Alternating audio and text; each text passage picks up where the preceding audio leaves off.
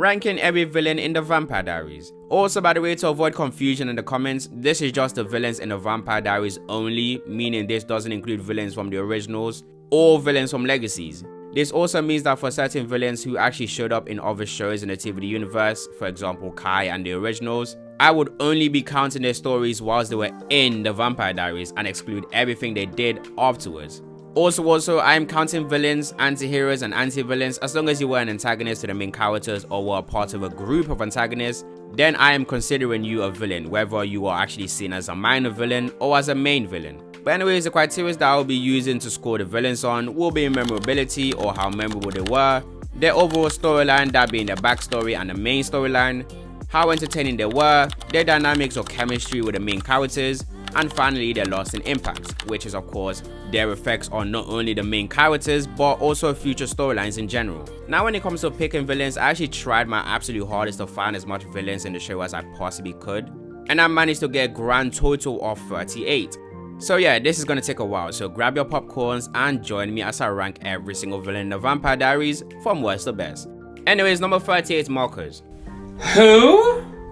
Don't lie, you had the exact same reaction, and I won't even blame you for that because villains and characters in general can be boring or can be forgettable, but being both simultaneously is actually an insane achievement. Like, he's so forgettable that I remember watching all of season 5, but I didn't remember what he did or even his existence in general. I only generally started noticing the things that he actually did when I started doing lore videos. He was just that boring, and he was the main villain. Like, he gets so bad that most people don't even attribute the things that he actually did to Marcus himself. They usually attribute to other people. Like, for example, people to this day actually assume Katia was the one that casted the doppelganger love spell when it was actually Marcos. And that wasn't even the only impactful thing that he actually did. Like, he was the reason for the other side not existing anymore. He was also the reason for the anti-magic barrier spell actually being created. But because the Traveler storyline was so bad, most people still won't actually recognize him. Now I know you might say, isn't the Travelers technically villains as well? They are, but they all suck as well, and I don't even remember any of their names, so bottom of the list is Marcos and the Travelers. Number 37, Galen Vaughn. If you don't remember him, he's one of the supernatural hunters in season 4, and if you don't remember him, you understand why he's actually placed at number 37 and not higher, because he's not memorable at all. He isn't boring, but he isn't memorable. Number 36, Ben. If you don't remember him, he's the guy that Bonnie had a thing with in season 1, and it just turns out that he was actually a vampire and was actually using Bonnie and eventually betrayed her. He was working with Anna to actually help her open the tomb, and if I had to actually explain this to you, then you understand why he's actually ranked this low. Number 35, Logan Fell. I feel like I have to actually explain him as well. Basically, he was also from season 1, and pretty much the exact same thing I said about Bonnie and Ben is the exact same thing Logan Fell had with Jenna. And just like with everyone below him except for Marcos, if I have to explain this to you, then you understand why he's actually ranked this low. At number 34, Virginia St. John. Who? The only reason why I actually remember her is literally just because of one scene, and the only reason why I actually came to actually watch that scene is because I was doing a video on how powerful Bonnie was. The scene I'm referring to is when Bonnie dropped a barrier spell around the vault and then managed to put up a barrier spell around the entirety of the armory. Other than that, I genuinely don't actually remember what she actually did throughout the entirety of season 7. The situation is made even worse due to the fact that she's part of a terrible storyline with the armory. The armory storyline along with the Reign of Crew storyline are just terrible and one of the worst parts of season 7. And season 7 is, in my opinion, the worst season in the Vampire Diaries. But anyways, on to Enzo's other cousin, Alex St. John. And Alex is actually slightly more memorable than Virginia St. John, mainly because she actually existed all the way to season 8 and I think she actually died in season 8. But being slightly more than 0 out of 2 billion is still terrible. She's not memorable at all. There really isn't much about her storyline. She basically failed in every criteria. At number 32, Connor Jordan. And again, we're actually slightly upping a memorability scale, but not by too much because he isn't really memorable for his storyline because he's not really that memorable. He's not even a great character, but he does shoot a lot of people and blow a lot of things up. That's kind of why we actually remember him. But other than that, he sort of just existed in season 4. Still awesome character though. At number 31, we have Reno Cruz. And just like with Connor Jordan, she's not actually boring, she's just very forgettable. To be honest, her fighting scenes were actually very entertaining, but if you actually remove all of those scenes, that's it for her character. Her storyline is mainly just her fighting and killing vampires. That's kind of it. Don't get me wrong, she's badass, but her storyline was just terrible. Her backstory was decent, but in terms of her present day storyline, other than her ongoing revenge plot to kill Julian, there's not much really going for her character. All I remember is her kicking people. At number 30, the Tomb Vampires. They were actually memorable for the most part, but their storyline was still complete garbage. And if you're wondering why I actually have all of them grouped up in my rankings, it's because there's no point in me having all of them be placed one after the other and having to say the same thing about every single one of them. And also, most of them just sort of existed. That's kind of it. To be honest, I liked Pearl mainly because of a storyline of Anna, but Pearl as well for the most part is a basic character. At number 29, Malcolm. I don't know about you guys, but at least for me, he looked cold. Like, out of all the heretics, I thought he was going to be the coldest character. I even thought he was going to be the Klaus of the heretics, but he literally just died. Like, that's it. He showed up and then died. There was literally not much to say about his character. And then literally immediately after he actually died, we had Lily trying to guilt trip us to actually feel bad about him actually getting killed by Damon, saying that, oh, he was helping out all the heretics to actually get over certain problems. I really didn't care. Like, I wasn't phased at all.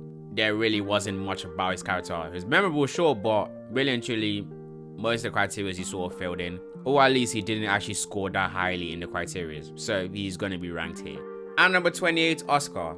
Another person that just showed up and died.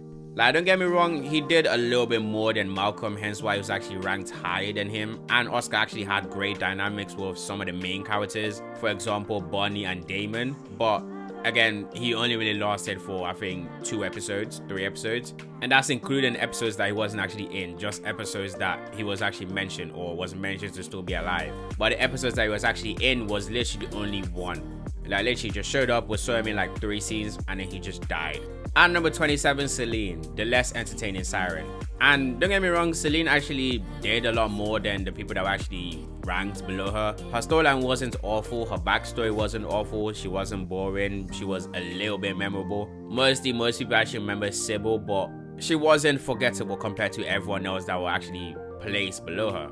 So when it comes to her score on the criteria, she's sort of just like on the fringes of mediocre. She's not really a great character. I wouldn't even say she's mediocre. She's sort of in between bad and mediocre.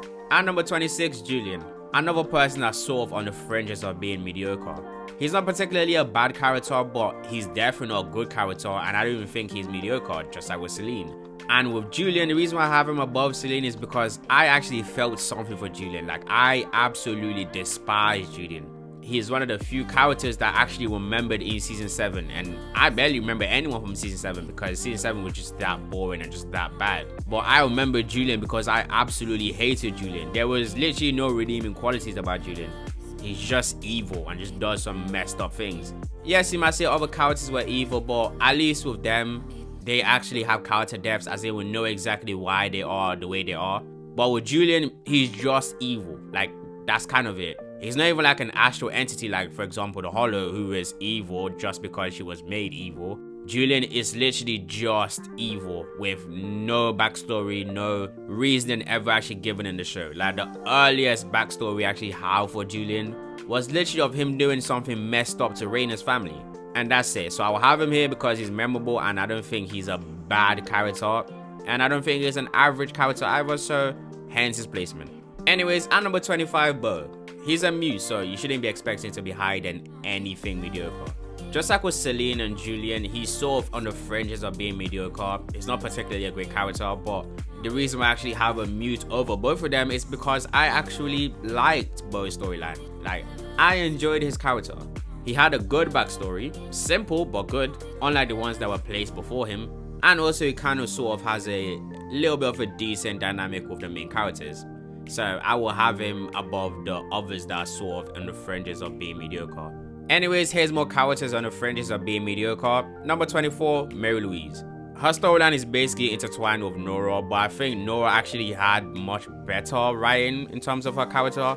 Mainly because she actually was allowed to sort of form a bit of a relationship with Bonnie, which allowed her character to actually get more depth. But with Mary Louise, however, that didn't really happen. Although I do actually like the relationship between her and Nora. She's not necessarily a bad character, and she lacked a little bit of a oomph that actually would make her mediocre, other than her actually being a psycho. Like, if I would summarize a character, it will probably be just a knockoff version of Rebekah. Anyways, now we're going to be moving on to the mediocre villains, and number 23, Cade. And this pissed me off. Why? Because Cade as a concept is cold. One of the best concepts in a verse. But the moment that Cade was actually made a conceivable character, his characterizations literally just went straight downhill. Like, his entire storyline before he was actually introduced was good. His backstory was good. His build-up was good. His introduction was good. But pretty much that was it. Like, the intrigue, the mystique, everything about Cade's character just went straight downhill from after he was actually introduced. This is mainly because 1, he wasn't on screen for too long. 2, he wasn't the only main overarching villain in season 8. 3, it was implied that he was actually being controlled by Catherine. And 4, he was actually killed by a human. Somebody as powerful as Cade killed by a human.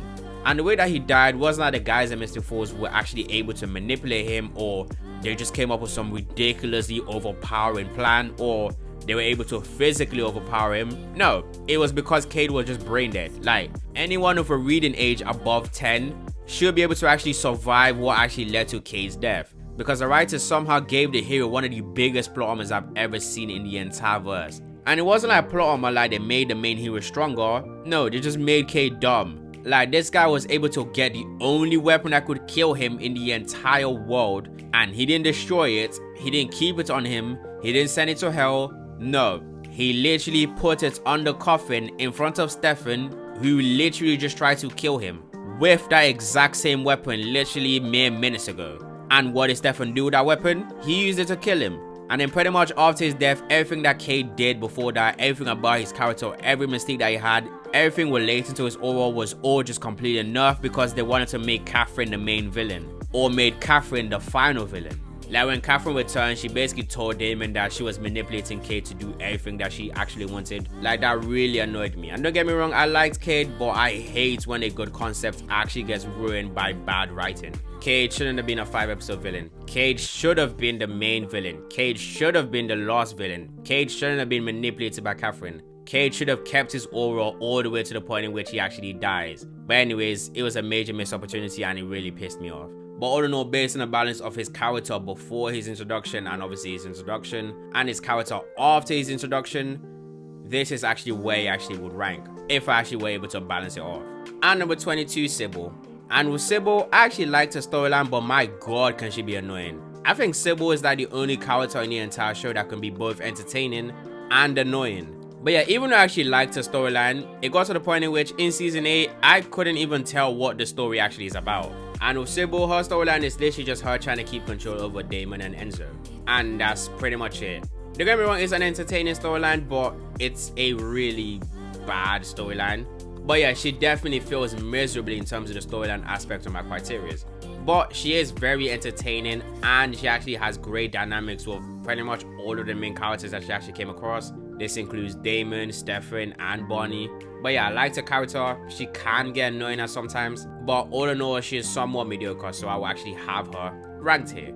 At number 21, Nora. I sort of already went over a bit of Nora's character in Mary Louise's section, but to be honest, there really isn't much to say about her character. She isn't particularly great. She's mostly mediocre all around. Definitely a lot better than all the other heretics, mainly because she actually showcased good dynamics with other characters, but that's only with Bonnie as far as I can remember. And I think her actually forming a little bit of a friendship with Bonnie is actually sort of the reason why she's ranked this highly. Other than that, she will be ranked a lot lower. Mainly because, like I said earlier on, she is pretty much very mediocre. But also, I did actually like her conclusion, as in her ending, in which she actually died by the side of the woman that she loved, doing something good to actually protect others. And number 20, Lily, as in the leader of all the heretics. And I sort of didn't particularly like Lily's character, mainly because, well, she wasn't really that entertaining, and I hate the fact that it sort of made her blind, as in mentally blind to everything around her. Like, any dumb person will see that Julian is way too violent to other people. Basically just making her a weak woman kind of diminish her character greatly. But other than that, her storyline was actually decent. Her backstory was decent again. She had great chemistry with both of her children. In terms of loss and impact, it's hilariously bad because she tried to unalive herself in order to actually kill Julian, but Julian had already unlinked them. So when she actually drove a stake into her heart, she was the one that actually died. So Julian didn't actually die because they weren't still linked together. Meaning that she basically died for no reason. But all in all, Lily will be somewhere at the top of being mediocre, mostly because her writing is basically alright for the most part. Just not really anything special. At number 19, Isabel. Pretty much the exact same thing I actually said about Lily. Could easily be applied to Isabel. However, the slight difference between them and the reason we actually have Isabel above Lily is because Isabel actually had a bit of agency to her character. And Isabel wasn't actually mentally blind, like Isabel couldn't actually be used, other than obviously with Klaus. A lot of people hated her, but if you understood why Isabel was actually doing what she was doing, then you will understand that she was actually being a semi-decent mother. Pretty much all of her storyline was this: she's just trying to protect her daughter, Elena, the best that she possibly can. So yeah, I would actually have her at this ranking because she's slightly better than Lily. At number 18, John Gilbert. Pretty much the exact same thing with Isabel. Like, a lot of people actually don't particularly like his character, just like with Isabel, but if you actually view his decisions in terms of him actually trying to protect Elena, then you will understand everything that he actually did. He did it for other people, specifically Elena. Without him, Elena would have likely been dead a long time ago. And unlike Isabel, and especially unlike Lily, John had a very, very massive loss and impact to the story. As in, his death was the reason why Elena was able to survive season 2. Without him, Elena would have been dead in season 2. And therefore would have probably been a vampire in season 3. Meaning that Elena wouldn't have been a vampire in season 4, but being a vampire in season 3. This probably means that a hybrid storyline wouldn't have worked in season 3 because Elena would have been a vampire and that wouldn't have been possible. And it would have also means that Klaus would have very likely killed Elena out of rage due to the fact that Elena actually survived. So yeah, without John dying, the show wouldn't have actually gone past season 3. And to be honest, he was a decent character. At number 17, Anna. Why is Anna ranked so highly? It's because Anna is adorable and I love her. Argue for brick. But in all seriousness, Anna is actually a decent character, very underrated to be honest in terms of villains, mainly because she isn't necessarily a full-on villain, she's more of like an anti-hero. In terms of writing, she was actually good. She was one of the few villains that I was actually attached to. I loved her dynamic with Jeremy. I think they're probably the most adorable couple in the entire show. Her storyline was very simplistic, but it's probably the best representation of a young vampire, as in a child vampire, because pretty much most of her storyline is just her wanting to reunite with her mom. And then obviously Jeremy came in between and she was balancing both her love for Jeremy and also her love for her mother. But yeah, she's adorable, I loved her, and I'm going to be ranking her here. And number 16, Valerie. I would have probably had Valerie below Anna, but to be honest, her backstory was a lot better. In fact, we didn't even get Anna's backstory. She just was in some flashbacks. But other than that, we don't really know much about her in terms of her backstory. But with Valerie, we actually do. As in, Valerie's backstory was very tragic. And I really liked her dynamic with Stefan. Although they weren't particularly together and they didn't end up together and not much actually came from their relationship, it was still a decent storyline. But all in all, based on the fact that her storyline is a lot deeper than Anna and definitely more deeper than everyone that's actually ranked below her, it's the reason why she's actually ranked where she's actually ranked. But anyways, on to the good villains. At number 15, Elena and Caroline, when they had their humanities off. And the reason why I actually added them here is because I know there's going to be one person in the comment section that's going to tell me, oh, I think you forgot about Elena and Caroline when they turn off their humanities. Based on your criteria, they should be at least included. And technically, yes, they should be included. But all in all, I don't really have much to say about their character. Mainly based on the fact that they are main characters, they should be good characters because the main storyline around the time frame they actually didn't have the humanity on is primarily their storyline. And the reason why they're not really ranked that highly is because there really isn't much complexity about either of their story. There was complexity before they actually turned off their humanity switch, which is the reason why they sort of ranked this highly, but other than that, there really isn't much. They were just a nuisance to the main characters. That's pretty much it. At number 14, Michael. The exact same thing I actually said about Malcolm could be applied to Michael. However, unlike Malcolm, Michael actually lived up to the hype. Although his hype didn't really last that long because Klaus was able to kill him in about an episode or two. But the reason why Michael is actually ranked this highly is because of his effects on everything. As in, Michael is the reason why this entire show existed. Michael is the reason why vampires were even created. Michael is the reason why Klaus is the way he is. Without Michael, there wouldn't really be the Klaus that we actually know of. And without the Klaus that we knew of, most of the main characters will be very different. Most of the storylines will be very different. Michael also have great effects on other villains, for example, Elijah, Rebekah, and so on, and also the main characters like Elena, Stefan, and so on. So yeah, his storyline in terms of him actually being on screen wasn't particularly that much, but in terms of his effects and in terms of his backstory, great backstory and great effects. So I would actually have him at the exact same point I actually put him. At number 13, Finn. Finn is actually very underrated, mainly because a lot of people don't particularly like his character and he's probably the least entertaining of the Mikaelsons. But all in all, Finn is actually a very good character, as in he's very well written. Most of his motivations are very understandable. Finn doesn't like to kill people, and he's been forced to actually be something that he absolutely hates. And his situation is made a lot worse by his siblings literally abandoning him for 900 years. So it's very understandable that he wants to reverse what he actually was made into, and obviously screw over his siblings. But I do actually believe that he was a much better character in the originals than he was in the Vampire Diaries. In the Vampire Diaries, he is more like a minor villain. In the originals, he was mostly a main villain and a great one. But even with that, in the Vampire Diaries, I would still have him ranked here, mainly because, again, his storyline is actually quite good. Not just because he's actually tied to the originals, but because of his actual motivations and the fact that he's actually an overall well-written character. And number 12, Alaric. Mainly because he's one of the coldest characters in the entire verse. Like, I am not even exaggerating. Rewatch the final episodes of season 3. Some of the coldest lines in the entire verse. There really isn't much about Alaric's character, mainly because he's more of a substitute villain, because the showrunners just didn't want to kill Klaus or the rest of the original, so they just created Alaric to actually make him the villain so that he actually gets defeated by the end of season 3, because it was actually supposed to be the original, specifically Klaus, to actually be defeated and killed at the end of season 3, not Alaric. He had decent lasting impact. It's not particularly that well written, to be honest. There really isn't much about his character. He obviously has great dynamics with the main characters because, well, he used to be one of the main characters. But solely due to badassery, I am going to have him ranked here. At number 11, Silas. Silas isn't particularly that well written. He's decently written, sure, but there really isn't much to say about his character that could actually put him any higher than where I actually rank him right now. The only reason why he's actually ranked this highly is because Paul Wesley is actually that good in the role. Like, it was extremely entertaining. Other than that, his entire backstory just absolutely shattered the entire lore. Like, it destroyed all of it.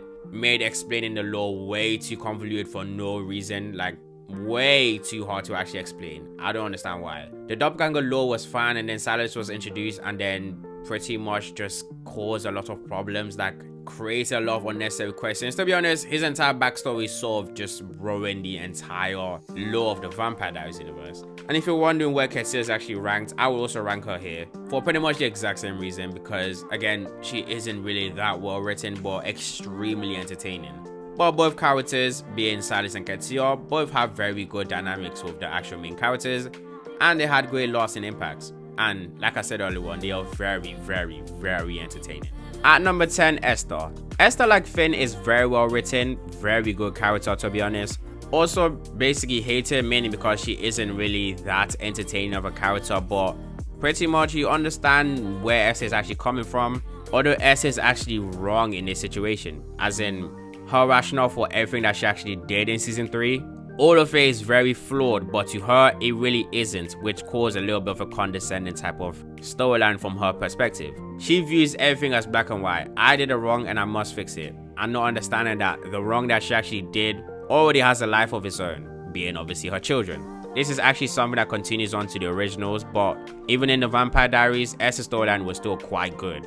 And she was still greatly written. She had great dynamics with pretty much everyone that she's actually on screen with. Her lasting impacts of the story is very instrumental, because without her, there would be no Vampire Diaries. Because without her, there would be no vampires. But even if we actually exclude her backstory, Esther will still be a great character on her own. So yeah, I would actually have Esther ranked here above Silas, because again, she's a lot better written than him. At number 9, Kai. I know this is going to be a bit of a hot take, but to be honest, Kai really isn't that great of a character.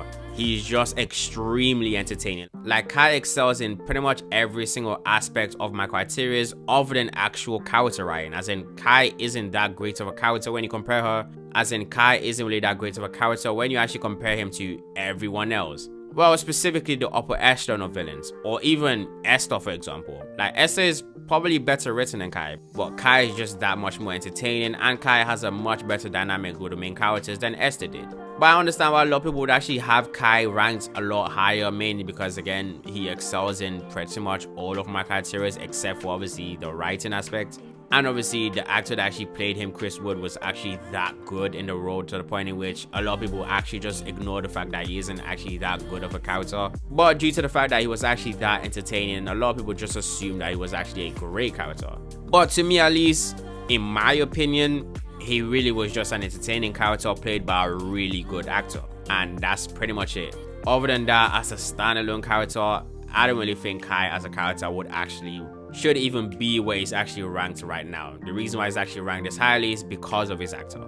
At number 8, Nadia. And this really shouldn't be a hot take, but it probably is going to be one. But the reason why I actually have Nadia ranked this highly and have her actually ranked above Kai is because Nadia probably has one of the best storylines in the entire show, and is way better than Kai's storyline, like by far.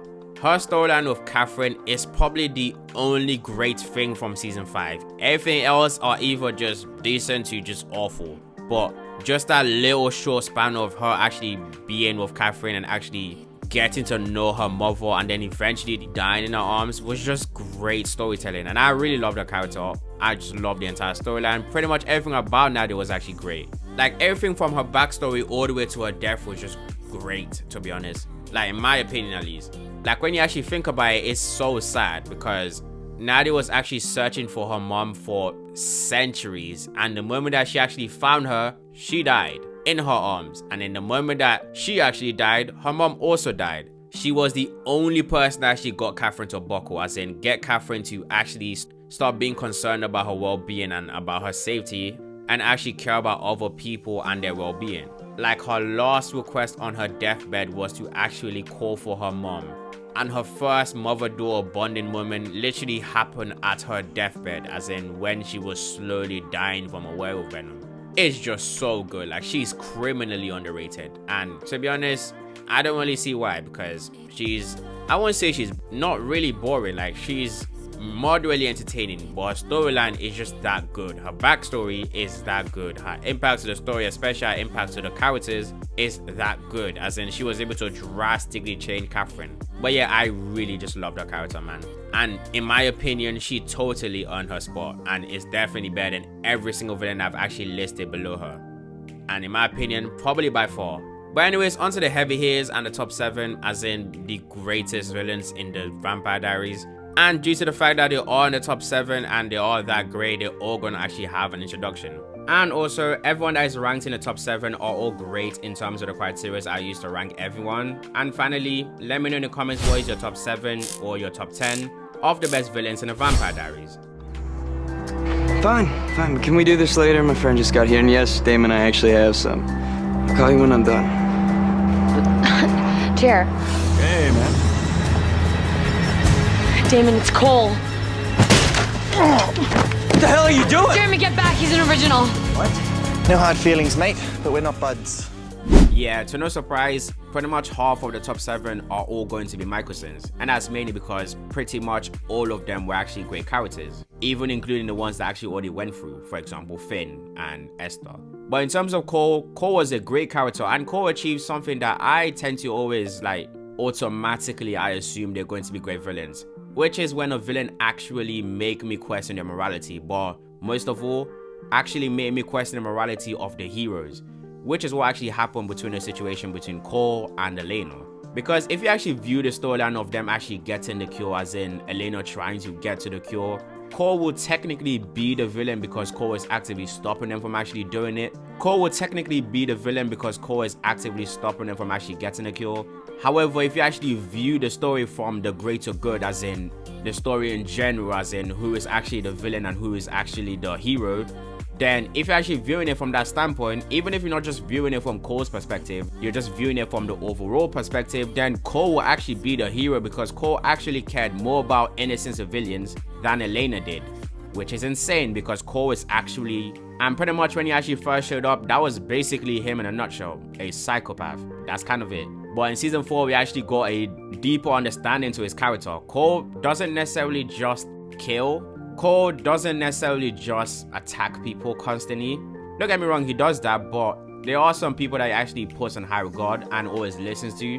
He doesn't even listen to his family, but he genuinely listens to witches, and it's basically the first time we actually notice that Cole genuinely misses the fact that he actually isn't a witch, which was greatly explored later on in the originals. But in the Vampire Diaries, this was actually the first time we actually noticed the actual problems of Cole's character.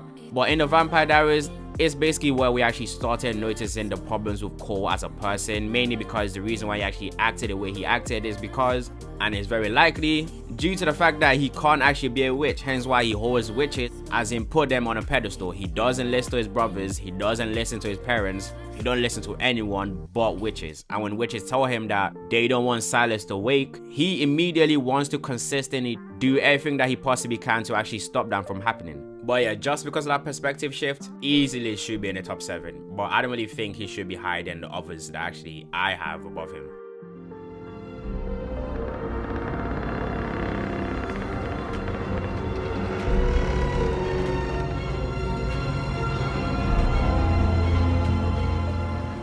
Elijah was barely a villain in the Vampire Diaries. He was more of an anti-hero. Obviously at times he was actually a full-on villain, but even with the times that he was actually on screen, Elijah was still a great character with great dynamics with pretty much everyone, especially with Elena.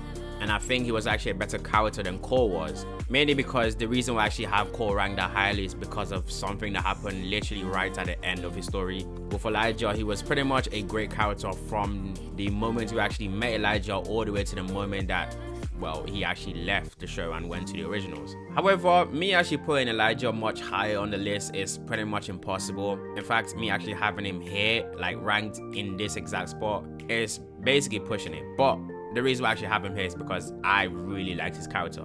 But he wasn't really in the show for that long. Like, he just shows up, get daggered, and then pretty much just gets periodically daggered multiple times throughout the show.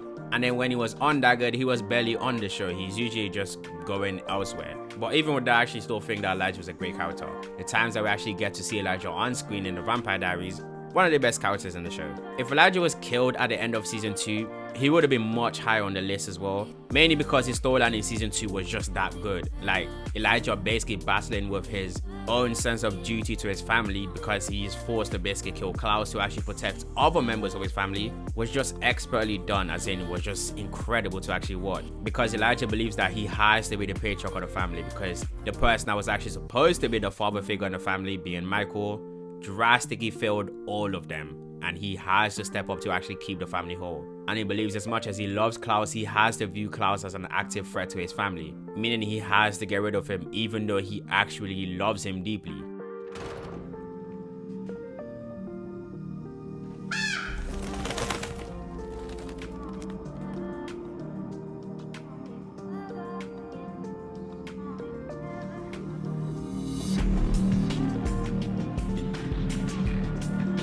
Damon. Hello, brother. Damon basically hard carried season 1. Like, you probably only remember season 1 fondly because of the storyline with Damon.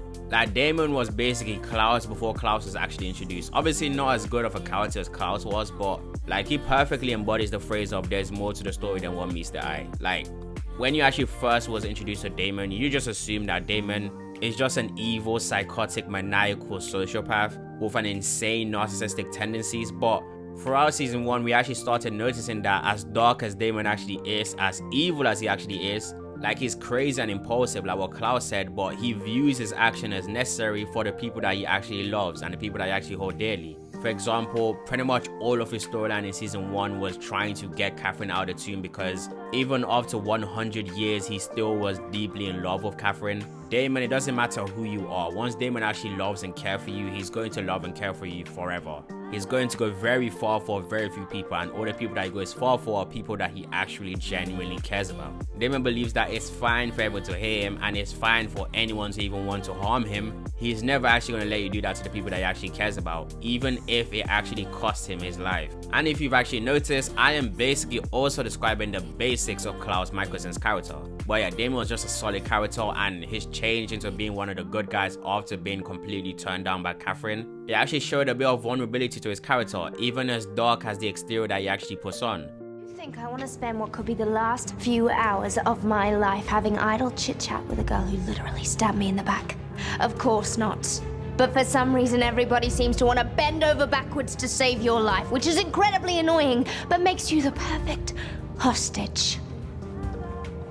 So why don't you sit down and shut up before I ruin everything by ripping your head off?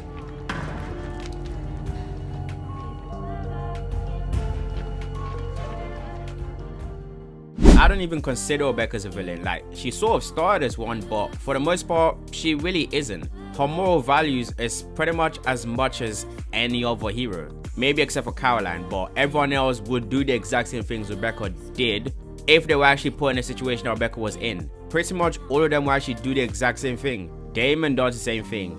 Stefan does the same thing.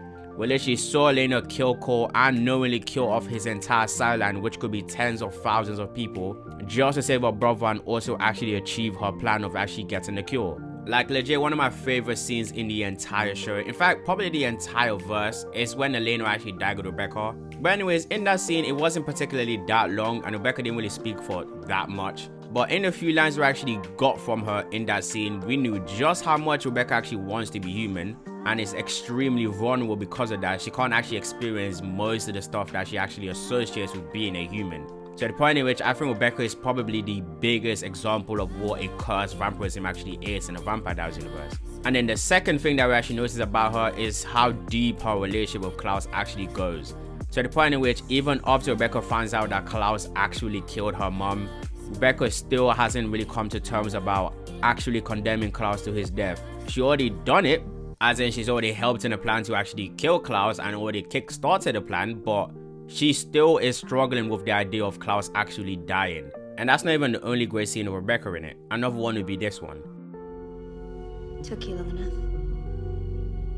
Rebekah. Whatever fatherly rubbish you're thinking, save it. Nothing you say matters to me. I see.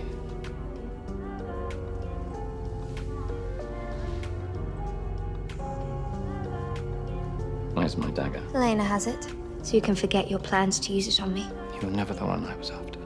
Nick was my family. If you were after him, you were after me. He blinded you, Rebekah. He killed your mother. I know what he did, and he'll pay for it with his life. But Nick was not born a killer. None of us were.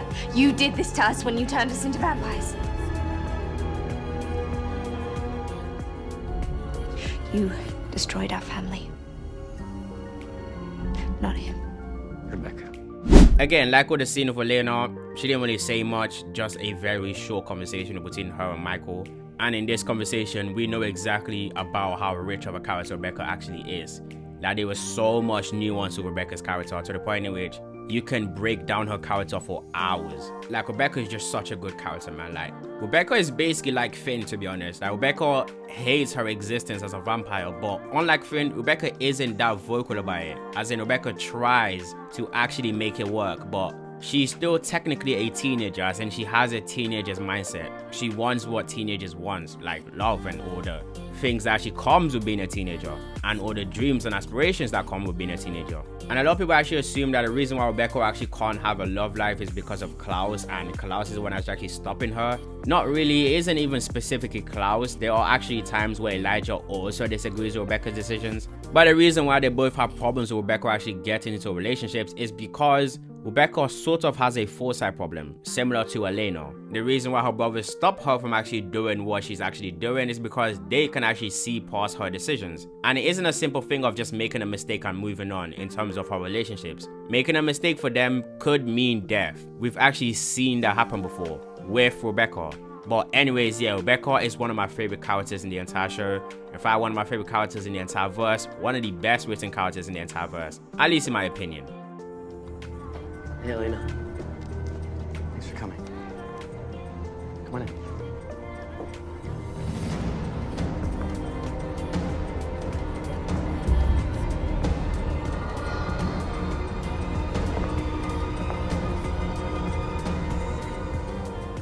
The If I had the power to actually edit out Catherine's character, I would have actually moved Catherine's character from season 5, as in her storyline with Nadia in season 5. I would have moved that to season 3, as in have the entire storyline to be in season 3.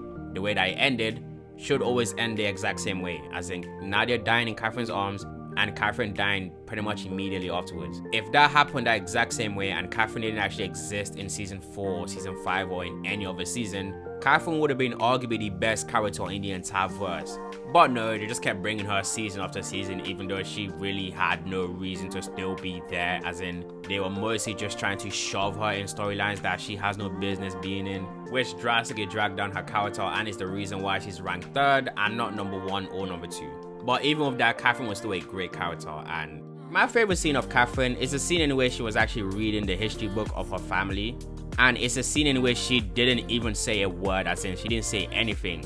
It's a really short scene in which not a lot of people would have actually noticed, but in my opinion, it's one of the best scenes in the entire show, and she barely spoke. Like, we were accustomed to the confident, strong, independent, evil, and psychotic Catherine, but the sharp juxtaposition that was actually shown in that scene, it's just why I actually have it as such a high regard. Like, in that scene, we actually notice that even though Catherine shows a tough exterior, like whenever you actually see Catherine, as in most people that actually know Catherine know of her because of how dark she actually is. But deep down, Catherine is basically a scared teenager that has lost so much, mostly at the hands of other people, not actually her. Like, Catherine doesn't particularly have anyone that she actually loved anymore. All the people that she actually loved were all gone. It got to the point in which whenever she actually feels the same love that she actually had for her family and her friends, whenever she actually feels that level of love for anyone, she becomes physically incapable to actually separate from them. Which is why she was so obsessed with Stefan, because she viewed Stefan as someone that she cared deeply about, and she views Stefan as someone that she loves, the same way as she loved her family that she lost. And then when you have all of this, add on to the fact that she's ridiculously entertaining and actually has great dynamics with pretty much every single main character, as in her dynamic with everyone was great. So yeah, definitely earns her spot. The only reason why she isn't higher is because she basically was on the show unnecessarily for a couple of more seasons. Kill this one quickly. Make that one suffer. I'll be in the car. Please don't.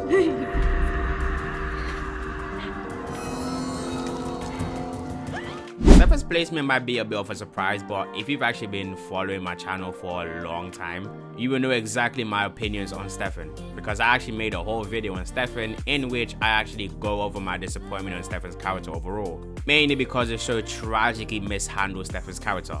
And in that video, I actually said that Stefan in season 3 is arguably the best character in the entire verse.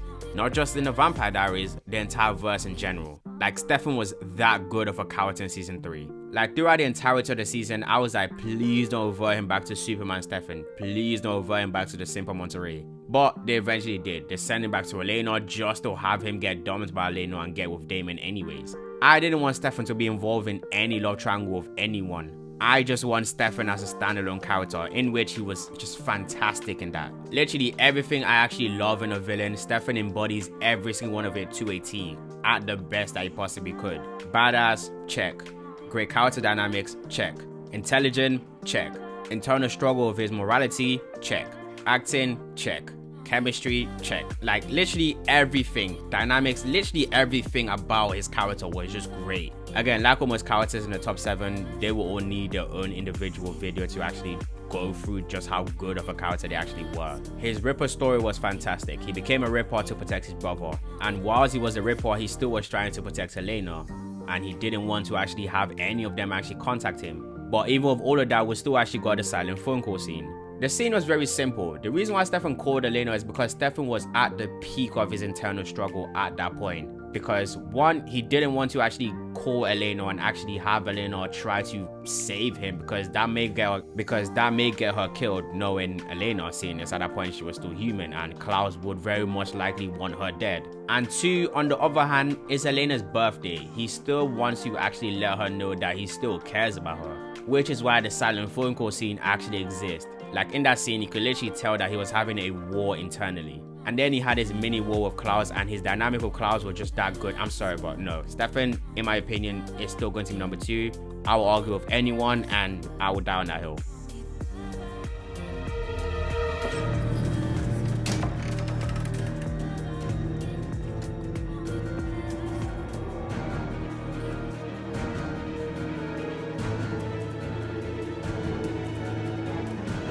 Now that's more like it.